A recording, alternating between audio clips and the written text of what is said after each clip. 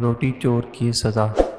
کہتے ہیں کہ ایک امریکی ریاست میں ایک بوڑھے شخص کو ایک روٹی چوری کرنے کے الزام میں گرفتار کرنے کے بعد عدالت میں پیش کیا گیا۔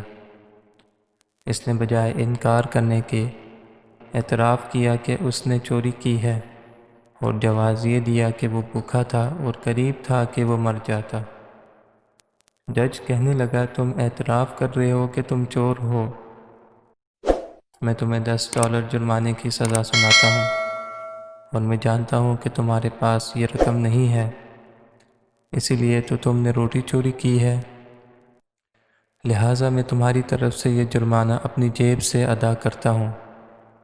مجمع پر سناٹا چھا جاتا ہے اور لوگ دیکھتے ہیں کہ جج اپنی جیب سے $10 نکالتا ہے اور اس بوڑھے شخص کی طرف سے یہ رقم قومی خزانے میں جمع کرنے کا حکم دیتا ہے۔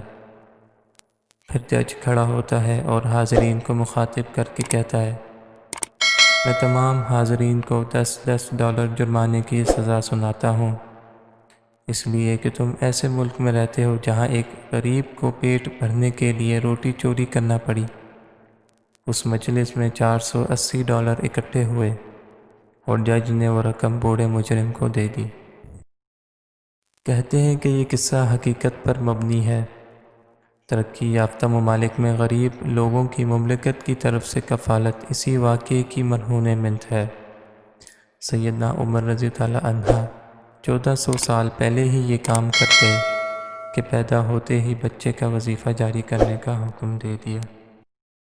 کیا کبھی آپ نے یہ سوچا ہے کہ ہمارے 10 روپے ہمارے لیے اتنی اہمیت نہیں رکھتے جتنا کہ اس لاچار کے لیے رکھتے ہیں جو جانے کب سے بھوکا ہے؟